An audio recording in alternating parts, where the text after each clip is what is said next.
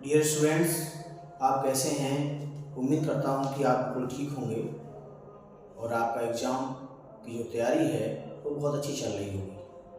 तो हम लगातार आपके लिए, आपके एग्ज़ाम के लिए वीडियो बना रहे हैं और उसको आप अच्छी तरह से देख भी रहे हैं। बड़ा प्यार मिल रहा है आपका और आपके साथी भी इसका लाभ उठा रहे होंगे। तो हमने जो सेट आपका सेकेंड था 2020 का 346x की, उसके क्वेश्चन नंबर 5 तक हल करा दिए थे। अब इसके बाद आगे हम सॉल्व करते हैं। बहुत ध्यान से आप इसको समझेंगे, देखेंगे किस तरह से इसमें जो क्वेश्चन में दिया गया है और बहुत अच्छी तरह से आपको वो समझना है। तो शुरुआत करते हैं बिना किसी देर किए हुए। प्रश्न है, छठा प्रश्न है इसमें, हाइगेंस द्वारा प्रकाश के लिए दी गई तरंगाग्र अवधारणा के आधार पर परावर्तन के नियम सिद्ध कीजिए। इसमें ये बताया गया कि हाइगेंस के तरंग सिद्धांत के आधार पर आपको प्रकाश की जो परावर्तन के नियम हैं उनको आपको सिद्ध करना है, अर्थात उनकी आपकी पूरी व्याख्या करनी है। तो हाइगेंस के तरंग सिद्धांत में आपको ये बताया गया था तरंगाग्र के बारे में, द्वितीय तरंगाओं के बारे में, ये सब कुछ आपको पढ़ाया जा चुका है। अब हम सीधे बात करते हैं टॉपिक पर। ये आपका है उत्तर 6 का उत्तर जो है आपको दिया हुआ है यहाँ से। अब आप क्या करेंगे, इसका सबसे पहले हम एक चित्र बनाते हैं और चित्र बनाने के बाद आपको पता लगेगा कि किस तरह से हम इसकी व्याख्या कर सकते हैं। तो यहाँ से देखिए, इस तरह से एक चित्र बनाते हैं।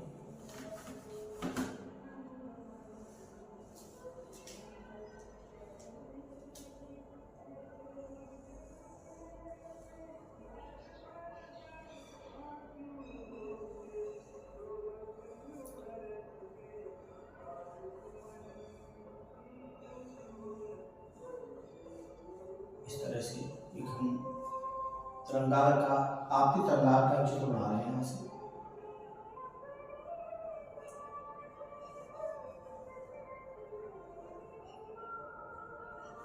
ये तरंगाग्र आपका ए बी है, समतल तरंगाग्र, और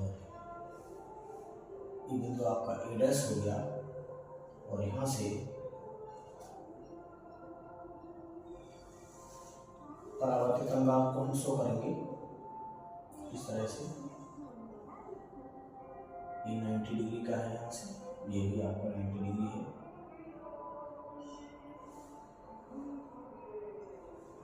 ए डैश ये आपका बी डैश हो गया। यहाँ से हम अभिलंब डाल देते हैं इस तरह से, और इसकी जो तरंगाग्र है उसकी प्रकाश किरण इस तरह से जा रही हैं और यहाँ से भी हम अभिलंब डाल देते हैं। तो ये आपका परावर्तन कोण हो गया। इधर ये आपका परावर्तन कोण हो गया और ये आपका आपतन कोण है अभिलंब और आपतन कोण के बीच। इधर ये भी कोण आपका जो है वो आपका आई होता है और ये कोण जो है आपका आर के बराबर। ठीक है, ये इसको हमने Z डैश से परावर्तक कर ले लिया है।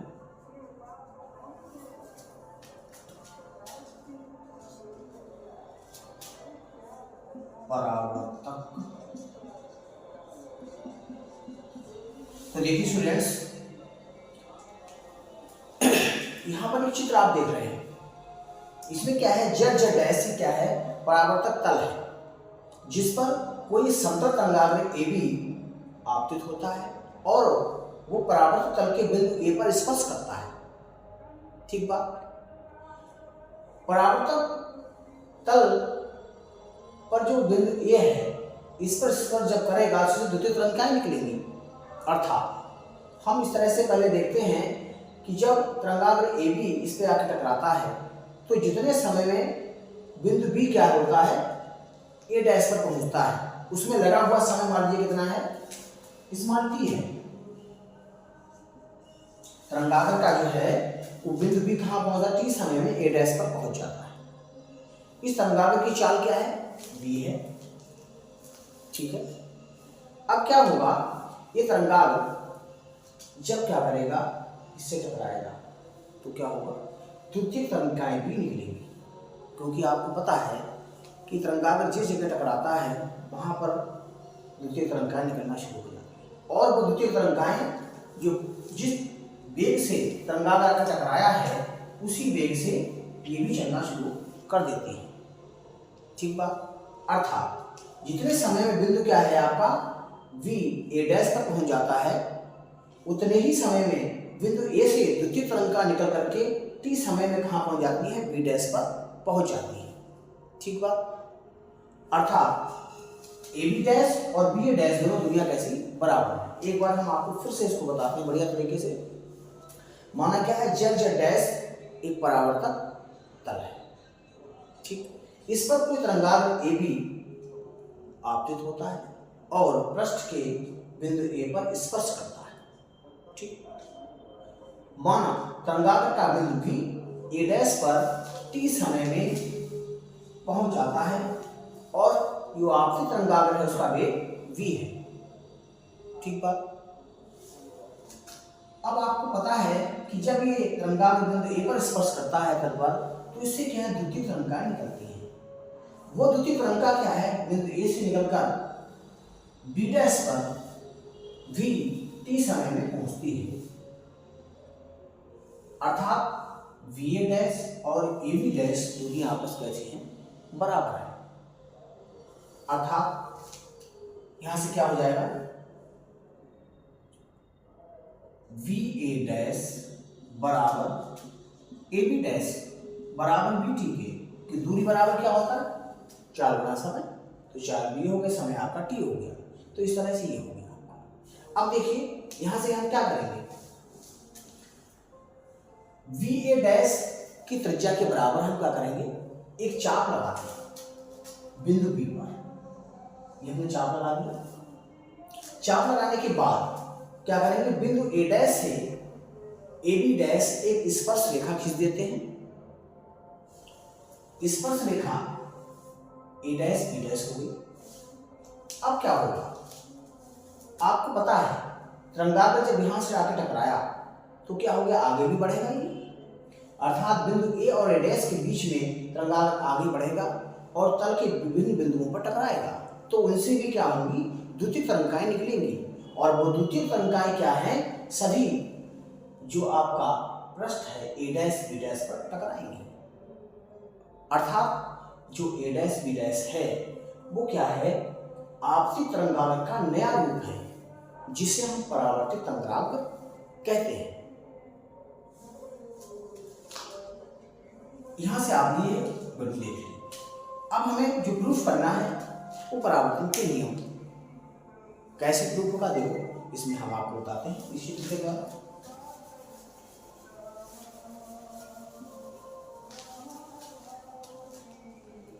हम जानते हैं क्या होता है, यहां से जो परावर्तन का नियम है वो आपको पता है। पहला नियम क्या है, आपतित किरण, परावर्तित किरण और लंबन तीनों एक ही स्थान पर होते हैं। दूसरा नियम क्या है, आपतन कोण और परावर्तन कोण दोनों आपस में बराबर होते हैं। तो अब देखिए कैसे होते हैं। सबसे पहले हम त्रिभुज ले लेते हैं। कौन कौन से त्रिभुज हैं, यहां से देख लीजिए। त्रिभुजों नहीं बल्कि समकोण त्रिभुज है।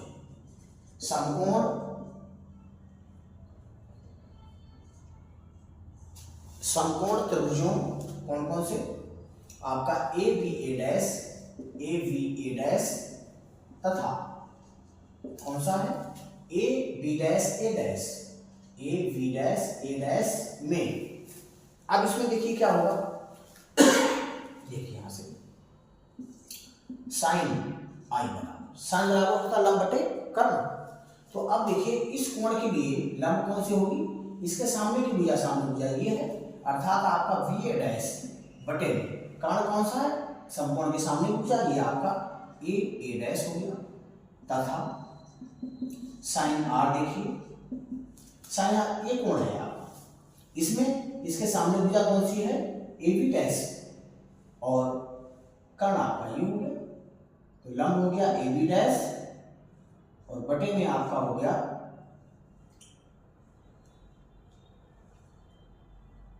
ए बी डैश और बटे में आपका हो ए डैश हो गया।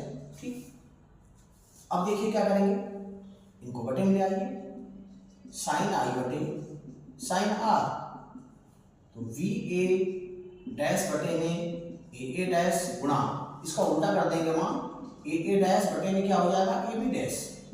ठीक है, तो ये कट जाएगा इससे। अब हम जानते हैं, अभी हमने थोड़ी देर पहले लिखा था बी ए डैश और ए बी डैश दूरियां बराबर है, जिसकी वैल्यू बी टी के बराबर है, तो बी टी बटे बी टी कट जाएगा इससे, एक आ गया, तो साइन आई बराबर हो गया साइन आर, साइन साइन छोड़ दीजिए तो आई बराबर आर हो गया, यानी कि आपतन कोण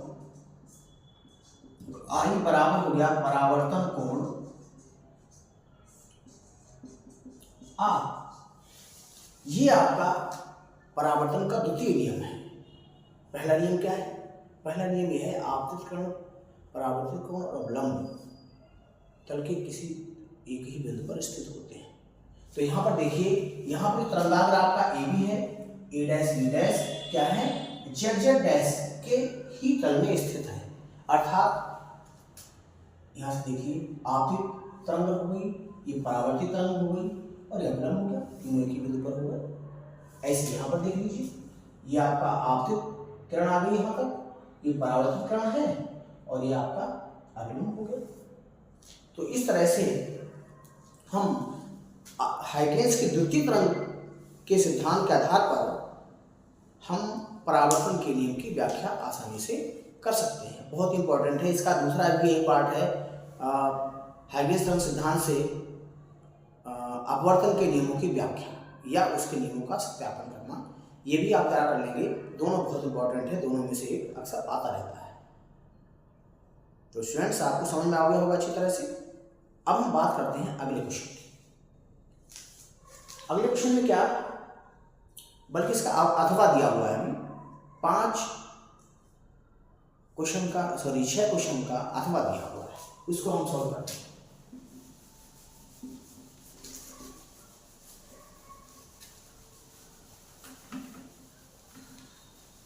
छठे क्वेश्चन का अथवा का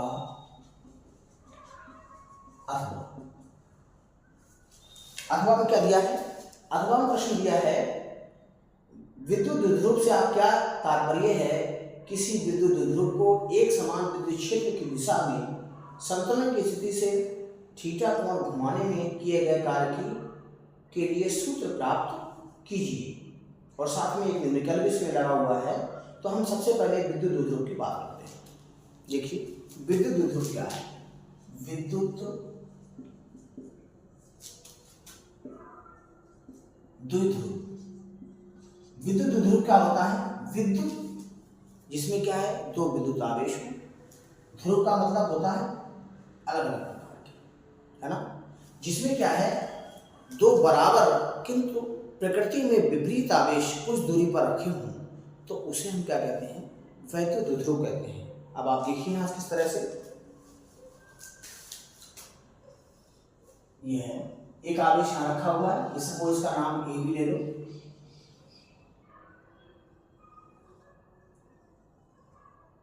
एक आवेश यहाँ ये माइनस है और ये आपका प्लस, एक दूसरे से 12 दूरी पर रखे हुए हैं। तो इस समायोजन को वैद्युत द्विध्रुव कहते हैं। जब 2 समान किंतु विपरीत प्रकार के विद्युत आवेश एक दूसरे से कुछ दूरी पर रखे जाते हैं, तो इसे हम क्या कहते हैं, वैद्युत द्विध्रुव कहते हैं। अब इस वैद्युत द्विध्रुव को क्या किया गया, एक समान वैद्युत क्षेत्र में रखा गया, रखने के बाद उसको घुमाया गया। उस घुमाने में कितना कार्य करना पड़ेगा, ये आपको यहाँ बताना है। तो ध्यान दीजिए,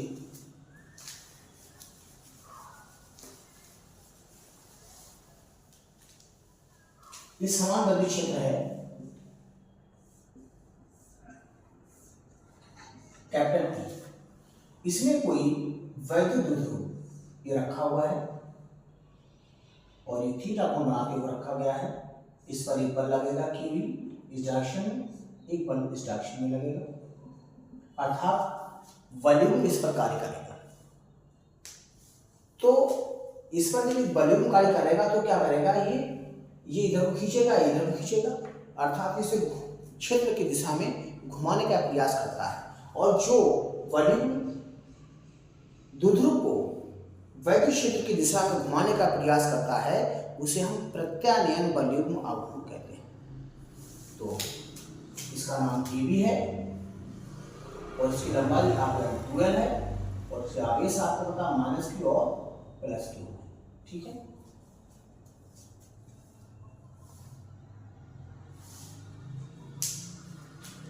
तो सबसे पहले हम क्या करेंगे, हम ये मान लेते हैं, माना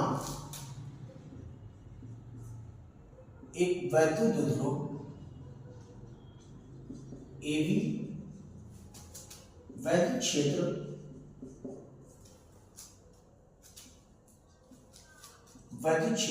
E से थीटा कोण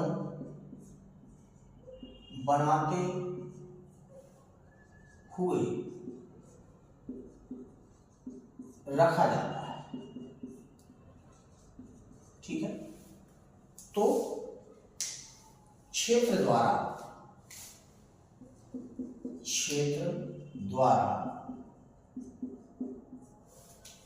द्विध्रुव पर लगने वाले वॉल्यूम का आघूर्ण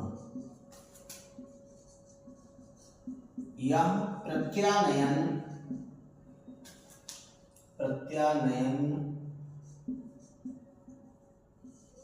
वॉल्यूम का आघूर्ण, ये भी आप कह सकते हैं इसे। ठीक है, तो आप ये जानते हैं अच्छी तरह से क्या होता है, टाउ बराबर PE sin थीटा, ये आप जानते हैं अच्छी तरह से। टाउ बराबर क्या होता है, PE sin थीटा। P क्या यहाँ पर है, वैद्युत द्विध्रुव आघूर्ण है। तो P हो गया आपका क्या, वैद्युत द्विध्रुव आघूर्ण, जिसका मान किसके बराबर होता है, P गुणा 12 के बराबर होता है। ये आप जानते हैं अच्छी तरह से।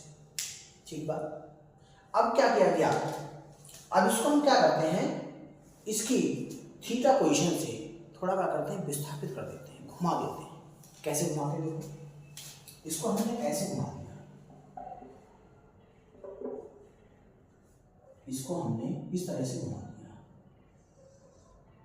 ये दी थीटा, हमने थीटा पोजीशन से इसको घुमा दिया। तो इस घुमाने में क्या किया जाएगा, कुछ बल लगाना पड़ेगा और बल लगाया जाएगा तो इसमें कार्य भी करना पड़ेगा, अर्थात वैद्युत क्षेत्र के द्वारा जो बल लगाया जाएगा उसके विरुद्ध हमें क्या करना होगा, कार्य करना पड़ा होगा। और कार्य करना पड़ेगा तो कार्य किस तरह से ज्ञात करते हैं वो ध्यान दीजिए। मान द्विध्रुव को डी थीटा कोण से विस्थापित किया जाता है,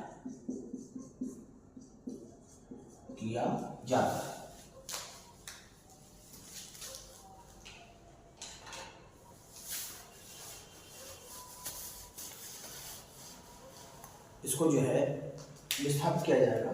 तो किया गया कार्य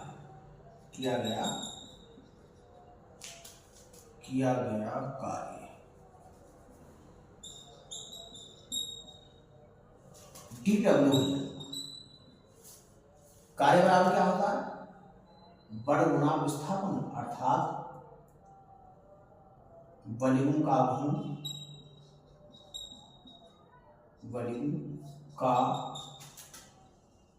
आघूर्ण गुणा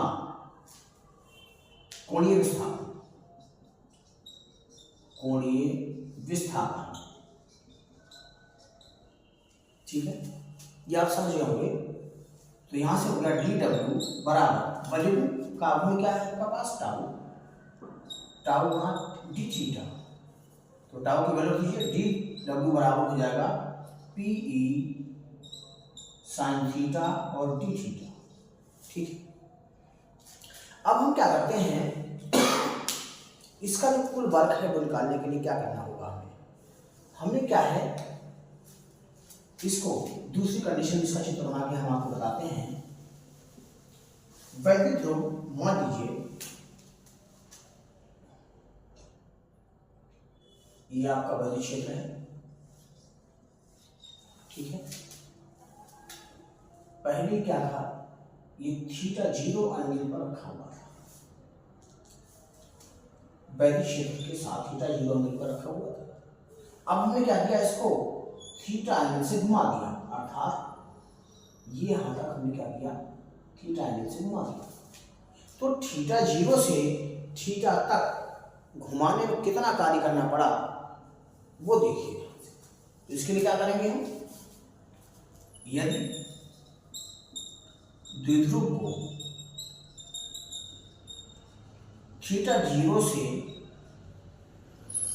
थीटा कोण तक घुमा दिया जाता है तो किया गया कुल कार्य या केवल कार्य सकते हैं, ये हो जाएगा डब्ल्यू समाकलन क्या हो जाएगा, थीटा 0 से थीटा और पीई साइन थीटा और डी थीटा। देख लीजिए ध्यान से, ये आप अच्छी तरह समझ गए होंगे। इसके आगे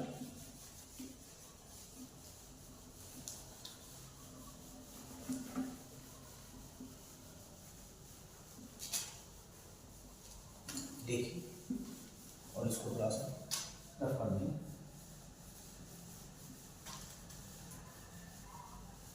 देखिए पहले बच्चों, यहां से क्या है, इसका हम समाकलन कर देंगे। पीई जो है कांस्टेंट, इसको बाहर निकाल लेंगे। तो डब्ल्यू बराबर हो जाएगा पीई समाकलन डी थीटा 0 और थीटा यहाँ हो जाएगा आपका साइन थीटा और डी थीटा। हम क्या करेंगे, इसका समाकलन करेंगे। साइन थीटा का जो समाकलन होता है माइनस कॉस थीटा होता है। ये हो गया आपका पीई माइनस कॉस थीटा और ये लोअर लिमिट और ये अपर लिमिट, ये माइनस बाहर ले आइए तो माइनस पीई और ब्रैकेट में आपका हो जाएगा कॉस थीटा और यहाँ से थीटा 0। अब इसको रखते कैसे, upper limit minus lower limit. पहली बार क्या करेंगे, थीटा आ जाएगा और माइनस लोअर लिमिट यानी थीटा 0 आ जाएगा। तो इस तरह से आप बना सकते हैं इसको, पीई बराबर cos theta 0 minus cos theta, इस तरह से। तो जो कार्य आपका आया है W बराबर PE cos theta 0 minus cos theta. अब यहाँ क्या कहा गया, ये कहा गया है कि संतुलन की स्थिति से, संतुलन की स्थिति क्या है, जब जो है वो द्विध्रुव जो है वैद्युत क्षेत्र की दिशा में ही रखा हुआ हो, अर्थात क्षेत्र की दिशा के साथ 0 अंश का कोण बना रहा हो, उस समय आप बताइए। और पहले यहाँ पे क्या है, थीटा 0 जो है वो प्रारंभिक स्थिति है।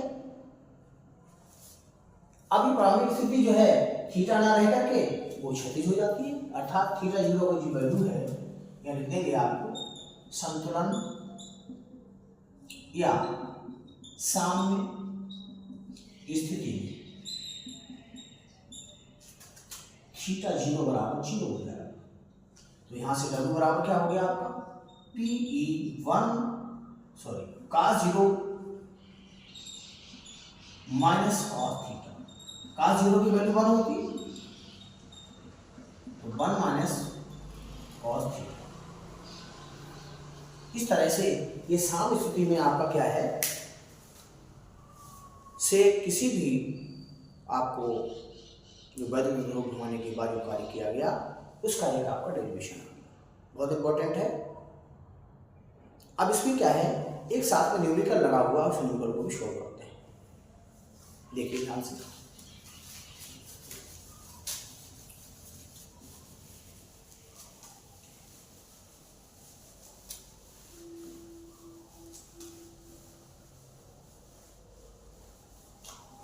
में एक न्यूमेरिकल भी है, इसमें कहा गया है एक विद्युत द्विध्रुव 10⁵ न्यूटन प्रति कूलम के विद्युत क्षेत्र में 30 अंश के कोण पर रखा है और उस पर 6 × 10⁻24 न्यूटन मीटर का बलाघूर्ण लग रहा है। विद्युत द्विध्रुव के आघूर्ण की गणना कीजिए। तो आपको यहाँ पर क्षेत्र की तीव्रता दे रखी है, अर्थात विद्युत क्षेत्र दिया हुआ है। विद्युत क्षेत्र E बराबर आपको दिया है, कितना दिया है, 10⁵ न्यूटन प्रति कूलम, 10⁵ न्यूटन प्रति कूलम। साथ में इसका क्या दिया है, बलाघूर्ण दिया है। बलाघूर्ण क्या होगा आप जानते हैं, बलाघूर्ण होता है टाउ। टाउ बराबर दिया है आपको 6 × 10⁻24, 6 × 10⁻24 आपका न्यूटन मीटर, ठीक है। आपको निकालना क्या है, और साथ में एंगल दिया है थीटा बराबर 30 अंश। आपको निकालना है द्विध्रुव आघूर्ण, द्विध्रुव आघूर्ण ये आपका P होता है, ठीक है। अब आप जानते हैं इसी तरह से टाउ बराबर क्या होता है, PE sin थीटा। यहाँ मान दीजिए टाउ का मान कितना है, 6 × 10⁻24। P की वैल्यू कितनी है निकालनी है, E का मान कितना है 10⁵ और गुणा sin 30, ठीक है। इसमें क्या करेंगे 6 × 10⁻24 और ये प्लस के 5 इसके बटे में जाइए 10⁵ बराबर P गुणा sin 30 का मान 1/2। अब ये 2 की गुणा इससे हो जाएगी, ठीक है, और ये प्लस की घात 5 के ऊपर जाएगी, तो 6 × 12 गुणा 10⁻24 गुणा 10⁻5 बराबर P। तो इस तरह से यहाँ क्या हो जाएगा 24 और 5 29 हो जाएगा। तो P बराबर हो गया 12 × 10⁻29, ठीक है। अच्छा, हम क्या करते हैं साइंटिफिक रूल के रूप में लिख देते हैं इसको 1.2, यानी पॉइंट लास्ट में होता है, इसको उठा के यहाँ लाएंगे तो प्लस की घात 1 बढ़ेगी, अर्थात यहाँ 28 हो जाएगी। ये आपका कूलम मीटर हो गया, बेहतर द्विध्रुव आप।